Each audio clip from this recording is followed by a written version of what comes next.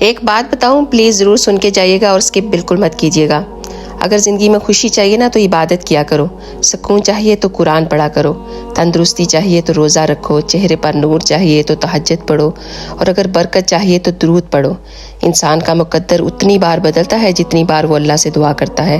کوشش کرنے سے بھی اگر کچھ حاصل نہیں ہو رہا نا تو سب کچھ اللہ پر چھوڑ دو۔ اللہ سب سے بہترین کرنے والا ہے۔